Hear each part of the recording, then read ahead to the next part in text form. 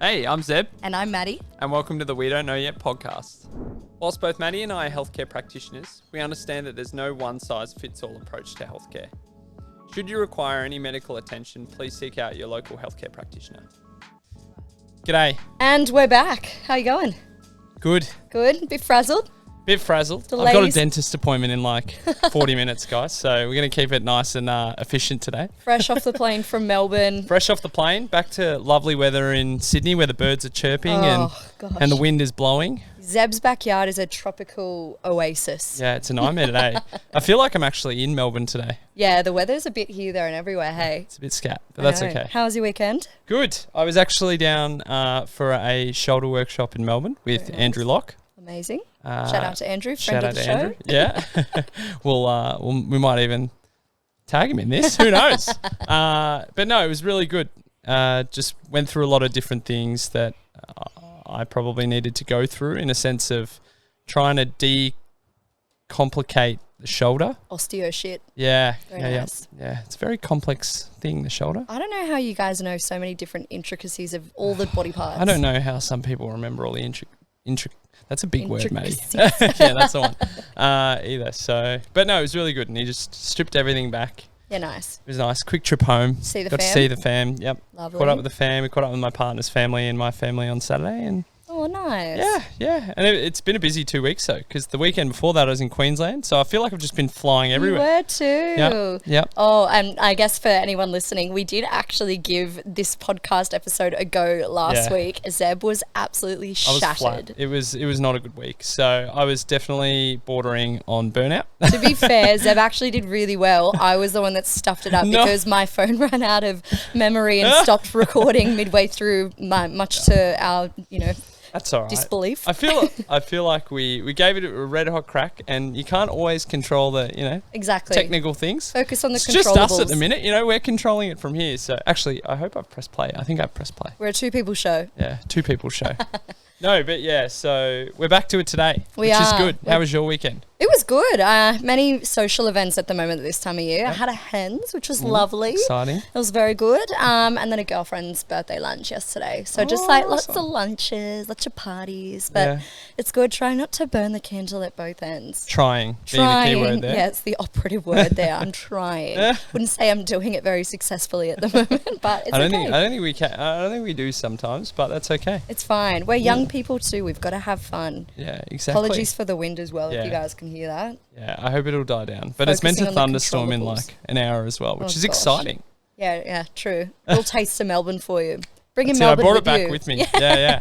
And talk us through, because the last time we recorded, we were just pre-marathon. We were. So we need to catch everyone up on where you're at post-marathon. Oh my gosh, guys. It was like the most horrendous experience I've ever had. And to be fair, I actually will say I reckon I prepped pretty well, with the exception of buying the shoes that I wore for the marathon on the Friday, so 2 days prior, and not breaking them in. Like, that was just so dumb. Yeah, your feet were not looking great. I think everyone who has you on socials would have been preview to what was going on underneath your feet. Oh my God, my feet were horrendous. It took me a good 2 or 3 weeks, I reckon, to get back. Even last week, you were still recovering. You were like, guys, there's still scars there. It's going to take a bit of time. And fully overcompensating throughout the race because my foot was so manky and my knee and hip as a result of just blown out. So that's always fun. Yeah, I saw you at the 41K mark of the marathon, and you were like, post-cry,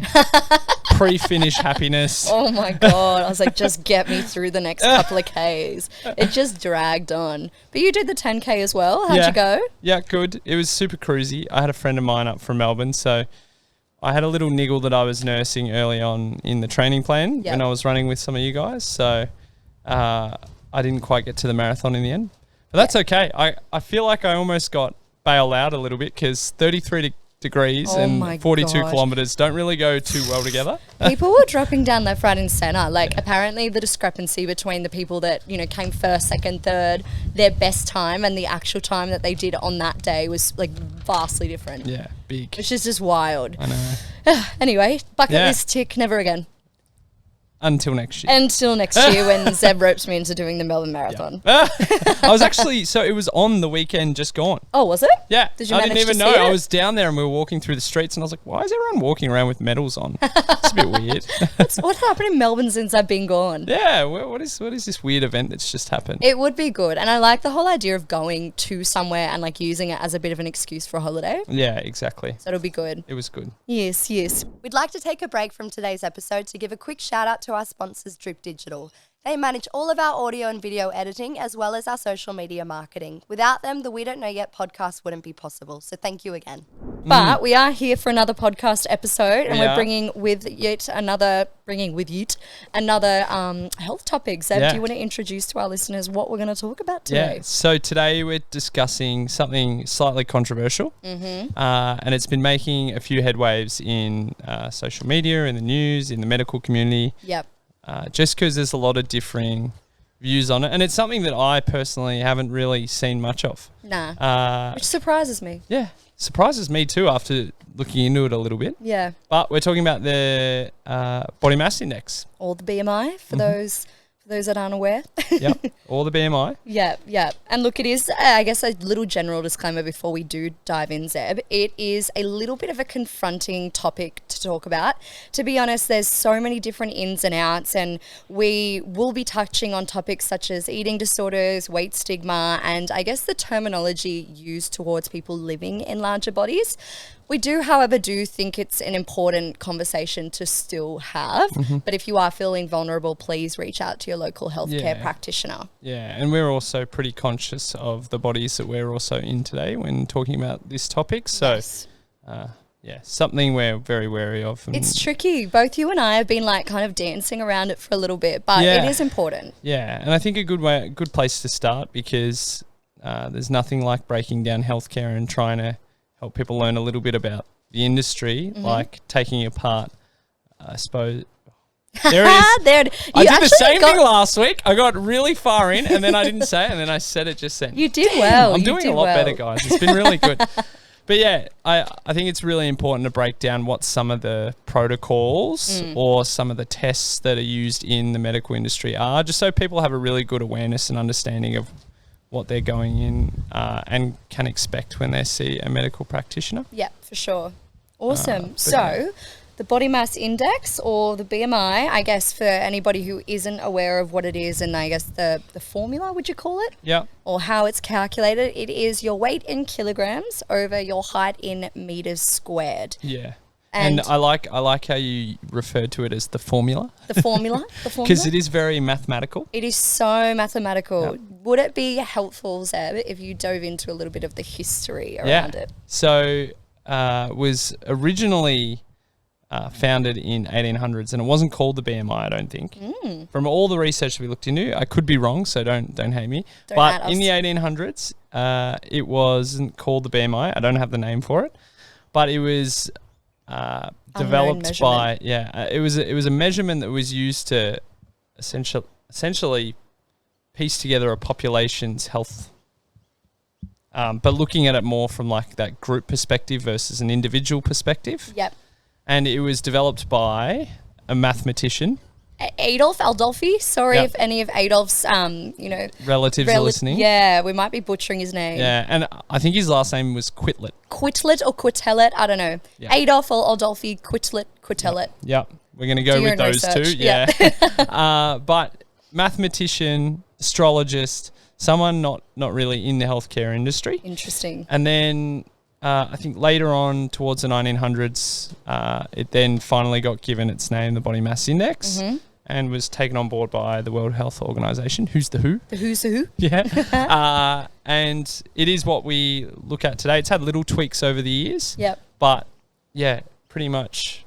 Stayed consistent since the 1800s, which is wild. Yeah. And I think, like the tuning has probably come more around the categories and the classifications, if you can call them that. Yeah, yeah.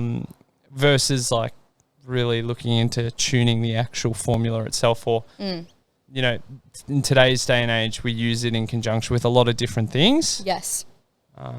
But yeah, those classifications have had to be tweaked here and there because it was based on a European white male population originally. Which is not the majority of the it's not the population everyday of person. the world. Yeah. and on top of that, living in Australia, we're a very multicultural country. Yeah. 100%. So maybe run us through what the actual groups and classifications are, and then we'll break down from there some of the limitations, I think. Yeah, absolutely. And I do apologize. I'm going to have to keep referring to my sheet because the classifications have changed quite a bit over the past, couple of years. I just want to make sure that I do it correctly. Yeah.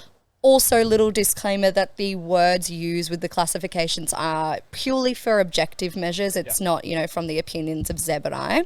So a BMI of less than 18.5 is classified as quote-unquote underweight. I'm doing lots of, imaginary bunny ears here. A BMI of 18.5 to 24.9, which is kilogram per metre squared, is classified as normal weight. 25 to 29.9 is classified as overweight.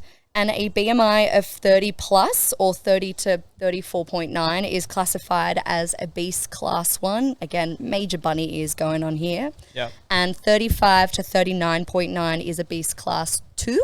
Yep. And a BMI of 40 plus is obese class 3. Yep. I hate that word. Yeah, I know. And it's a really difficult word to discuss. It's icky. Yeah, it is. It's got such a heavy connotation in this day and age, I reckon. It does. I feel like that can be a whole nother podcast episode, but we're not going to go down that rabbit hole. Yeah, I agree. And for us, super tricky to talk about some of this stuff over a podcast, let alone actually face to face with patients. Exactly. But yeah, they're the general classifications. Brief overview of the history of the BMI. Yep. Now, I think it would be silly for us not to sort of then segue into the limitations and many, many, many controversies surrounding the BMI. Super important. Oh my golly gosh. Do you want to kick us off? Yeah. So I think the number one kind of thing that we need to consider here is over time, healthcare practitioners are critiqued on using evidence-based practice and using how do I put this? You almost said suppose then. Yeah, I almost did. See, I'm getting good at thinking without saying the words. You are. Medical practitioners these days are using the most up-to-date knowledge or evidence that we have. Yes. I think in the healthcare industry especially, that changes on a day-to-day basis. You can't only use the evidence as, kind of gospel. Absolutely. You have to be able to pivot and use your own clinical experience as well. But this is something that's been around now for years. 200-ish years, if not more. My quick maths is not really great. Yeah. So, that for me is a really big red flag. Massive red flag. Yeah. And I think the fact that it has been around for that long and has only had little tweaks. Yeah. Well, considering the fact that, I don't know about you, but in the dietetics industry, if we use evidence that say, not really been updated or resubstantiated in the past 10 years, it's quite frowned upon. Yeah, and it is frowned upon in our industry as well. Yeah. But clinical judgment comes in a lot as well in our industry, and I think that, it's tricky. It's good to be really up to date. Yeah. With a lot of the evidence. You're never going to be across all the evidence, and the moment that you start to get up to date with the evidence is going to change again. The more you know, the more you realize you don't know. Yeah, but that if anything teaches you that you need to be able to change as time goes on. Yes. And it's kind of like what we were talking about with Chapo last week, in a sense that healthcare is a slow moving beast. Yeah. But I don't think it's that slow moving. It's not 200 years slow. Yeah, oh my God. We need to really rely on something like the BMI as an indicator of health, when we have so many other tools that we can use. Absolutely. Mind you, though, it's not the only thing that they're recommending you use these days. Yes. They are saying, and it's a good thing that it's being acknowledged that the BMI is probably a little dated. Yes, a little. Yeah, a little. Just a drop of sarcasm there. And, they are saying there's a number of other things that we should be using in conjunction with that, waist circumference measurements, DEXA scans. Yeah. I think there's so many other things that you can get from a case history instead of bringing someone in and just being like, here's your BMI. Here's your BMI. Yeah. Well, more so as well, like, because it is based on your weight over height squared, right? It's not taking into account the differences, I should say, between fat and muscle tissue. Yeah. So somebody could be super, super lean and muscly, Yep. but because they are, you know, of a heavier weight, regardless, oh, love that bird so much. Because they are, you know, weighing a little bit more than perhaps if they didn't have that much muscle, they're automatically categorized in like an overweight or obese category. Yeah. And it's mind-boggling. It is mind-boggling. And because you look at the typical one being bodybuilders, right? Yes. You know, they're in the gym, they're Your working brother. out. My brother, you know, shout out to Kai. He's my brother. He hasn't featured on the podcast yet. Not yet. But he's, you know, it's been a really big eye-opening experience looking into his world because he is a dense ball of muscle. Yeah. And he is in that obese quote-unquote category. Yeah, just in case you're listening. Yeah. But his fat mass would be near none. yeah, he's, you know, and he fluctuates a lot as well. You know, it's never really, it doesn't stay the same. Yes. So yeah, it's one of those things that you really need to take into consideration. I think you can't just read it off the piece of paper and not look at the person in front of you. Yeah. Absolutely. And you said it before, like it was never intended to measure health at an individual level. Yeah. It was always meant to be at a population level. Yeah. And that the big thing there being that now we seem to be putting people into these categories. Yeah. You know, and the individual is coming under not scrutiny, but is coming Being within stigmatized. coming within this, you know, this group based on, you know, some numbers versus actually looking at the person that you've got in front of you. Yeah. And the problem with that being that it does actually put a little bit of fear in people's kind of heads when they're looking to go in and see their medical practitioner. Yeah. You know, for me personally, I can't name a single patient or a single situation where I've actually taken someone's BMI in practice. Yeah.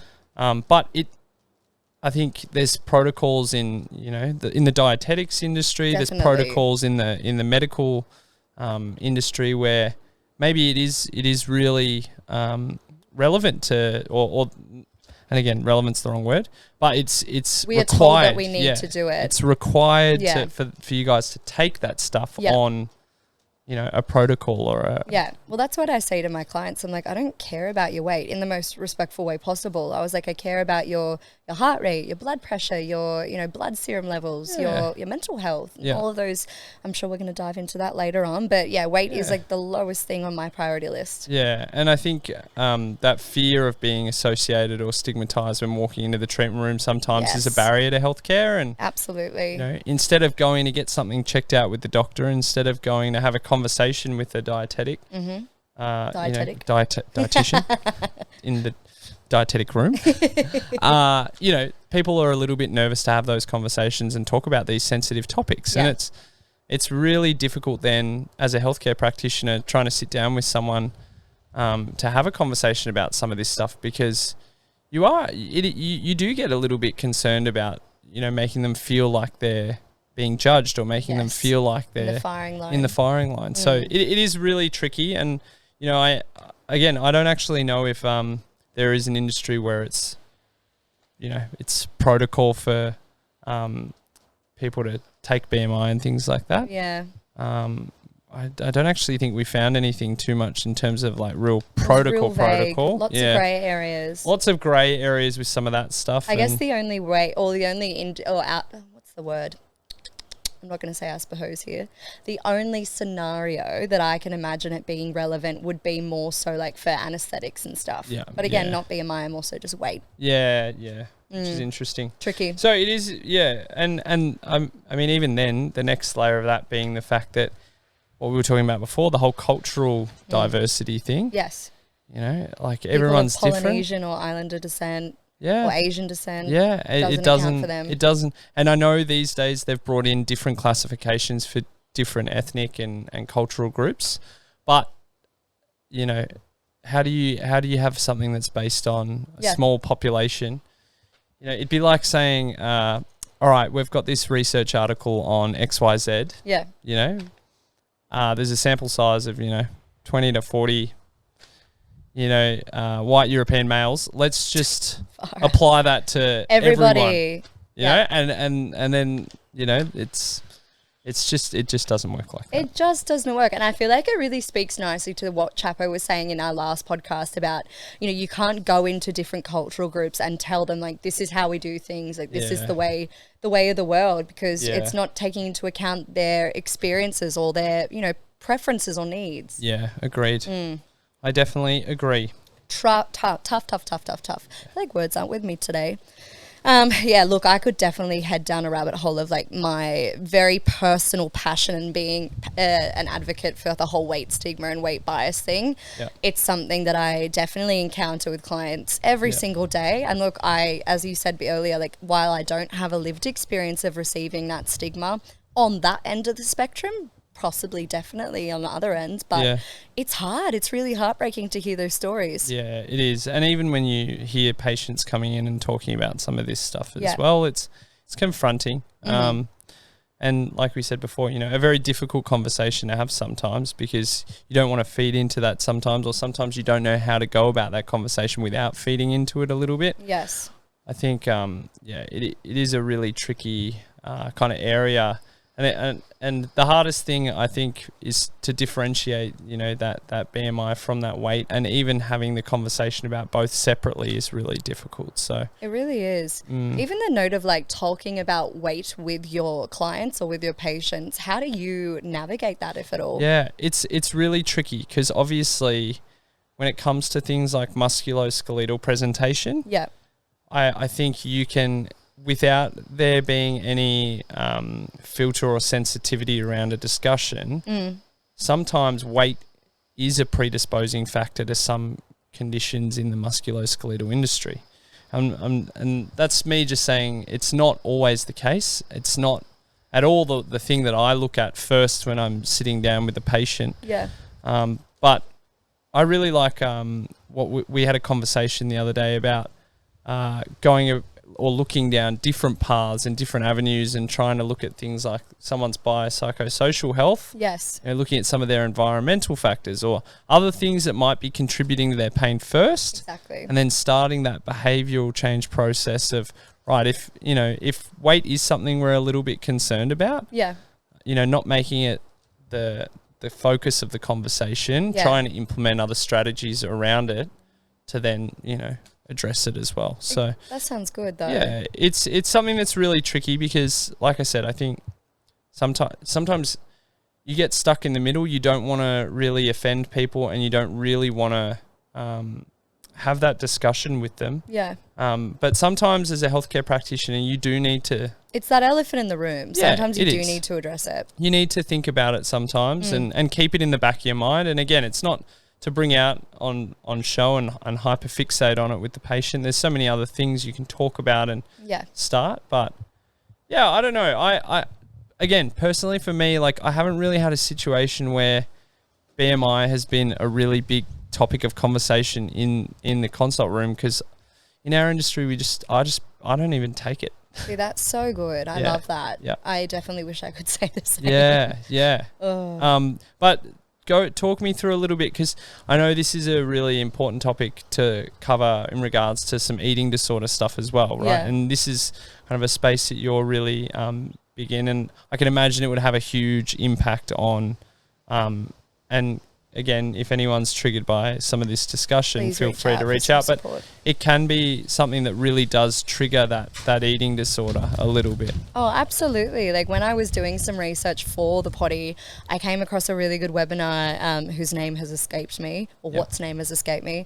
But what the research is definitely pointing towards at the moment is that if you perceive your weight to be a problem, i.e. if you're told it's a problem from a healthcare practitioner or anybody else in your life, you're more likely to gain weight. Yeah. And that whole, I guess, weight cycling or yo-yo dieting, whatever you want to call it, like, that loss gain of weight over time is a predictor for inflammation, diabetes, heart disease, as well as just like a, worsened mental health as well. Yeah. Because your body doesn't want to lose the weight that you're trying to make it lose. Good English. and stress would be such a big thing there as well, right? So like even in the eating disorder space, and I think about how much stress impacts my patients, you know, in a clinic setting with pain, inflammation, some of those broader topics.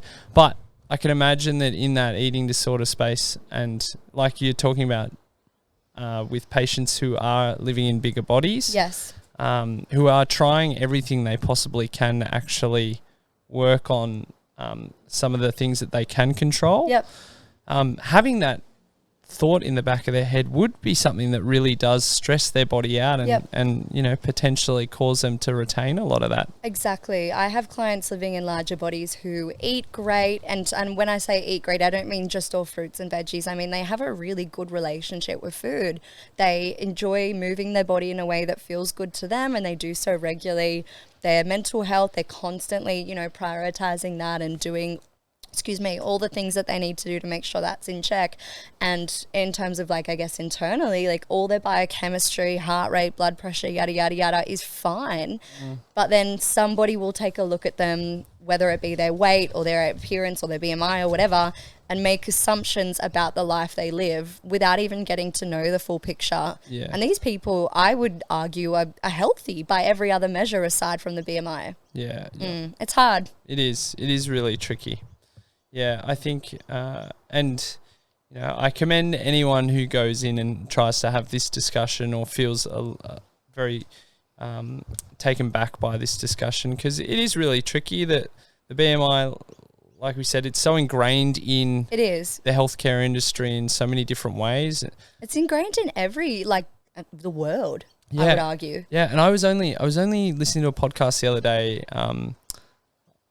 I can't remember the name of the podcast either, but it was a podcast from the United States, and a couple of doctors were talking about the fact that, you know, the BMI is something that everyone acknowledges isn't a good indicator on its own of someone's health, but and correct me if I'm wrong, but over there in the United States, you know, when a patient's admitted to the hospital, their BMI is automatically calculated, you know, once their height and weight is actually entered into their system. Yeah. And again, there's so many different reasons that they do enter those figures into the hospital admission forms. You know, if people are sick or if they need medications. Yeah. You know, there's a lot of different reasons to be looking at height and weight when patients are actually coming in the front door. In a hospital setting. Yeah, especially in a hospital setting where you got to consider dosages and making sure that you're practicing safely. But yeah, I just found it. I never knew that was actually a thing that it, you know, just they generated off the fact that. Oh, sorry. That fly is really having a field really day with your face. Yeah. I never considered the fact that, you know, it would be something that was just generated straight off the bat of admission. Yeah, no, absolutely. Well, even our friend Beck, literally when we went to do the first take of this podcast, sent us a screenshot of a text message that she got from her GP. I'm not going to name names, obviously. And it was like, Rebecca, you're due for your annual BMI checkup. Yeah. Register here. And she was like, what the actual fuck? Yeah, yeah. And it's just, you know, like I said, I think on the back of our discussion last week, I'm all for preventative like healthcare, but something like a getting your BMI taken, you know, just for the sake of getting it taken. Yeah. Anyway. I don't think it's something that, you know, is a vibe at all. No, definitely not a vibe. Yeah. And I guess if we were to summarize like the main takeaways for you all listening from this potty is that while it is something that is still very much around in this day and age, whether or not we like it, like that's unfortunately not up to us, we would hope that you guys listening to this would take away the fact that, yes, it's used, but it's not the only sole predictor of your health. Yeah. If that's, that the right way to say it? I think so. It's a tool that different healthcare industries use, but on its own, it's a tool, not the tool. Yeah, and on its own, it doesn't do a very good job. It misses a very big F-all. misses the picture a little bit. Yes. And then to add on top of that, and I think it's really good to probably talk a little bit about this on the back end of today's podcast. Yeah.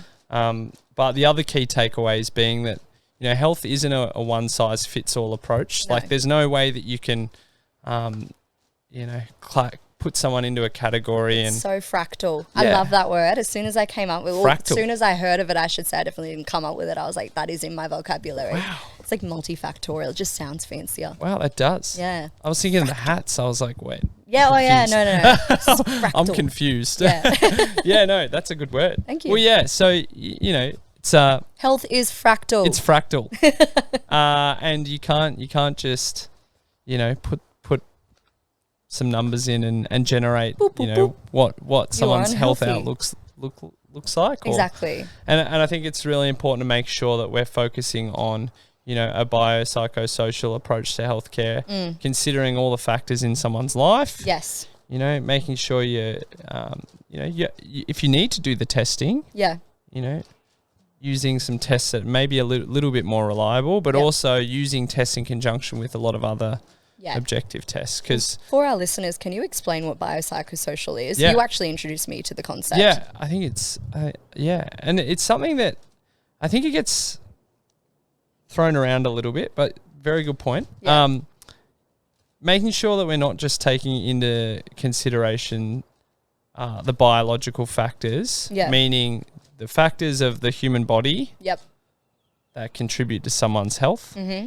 I think, you know, looking at that, and it used to be the biomedical model, which was like, you know, just looking at someone's very objective things. yeah, biological makeup and some of those like intrinsic factors that really influence someone's overall health. Mm-hmm.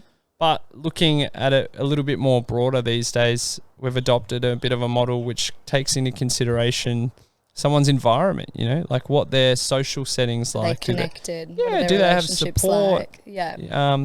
You know, and then as well taking into consideration their psychological state. You know, are they stressed? Mental health. Yeah. What else have they got going on in their lives that can be contributing that can be contributing to their psychological health? So, I think it's really important. Yeah, it's really important to factor in all of that instead of just putting a number into a calculator and having it spit out another number that helps you put someone into a different category. Yeah. I think it's super important to, you know, if you're going to use that, because some people do still use it a lot. Yeah. If you're going to use that, making sure that you're using all the other tests in conjunction with it. Yeah.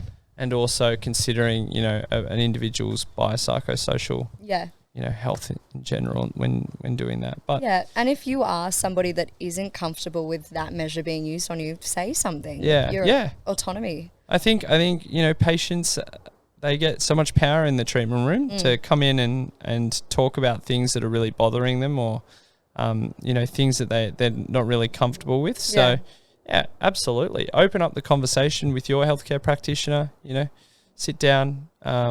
If something gets mentioned and you're not too sure what it is, you know, clarify it with them. I know it's a really hard space to sometimes do that. You know, I have such a big respect for doctors and GPs. Oh, for sure. They've got a 15-minute window where they get people in and out. And boom, boom, boom. Yeah, and they're very busy these days, but they do still have the best intentions at heart. Yeah. And I think, you know, if whether it's GP, osteo, physio, dietitian, chiro, anyone in that healthcare space, if you've got questions, you just have to That's what we're here for, Yeah. Absolutely. Sometimes I have consultations with clients and they just have like a list of questions to fire at me with, and I love it. I'm like, cool. I think it's the greatest thing. When a patient gets on the table and starts asking me questions, I need to sometimes rein it in because I can just go on for You get hours. all excited, like, ooh. And I'm just thinking about some times where I've like just lost control, and I'm like, that's probably information overload today. But and you know, you if see you their just, eyes glaze over, and you're like, oh, I lost you. Yeah. I reckon we wrap it up there then. I reckon. Good work. Good stuff. See you next time. See you next podcast. Thanks for listening to this week's podcast. Be the first to know when the next episode drops by hitting subscribe on wherever you catch your podcasts. And don't forget to follow us on Instagram at wedon'tknowyet.pod. See ya.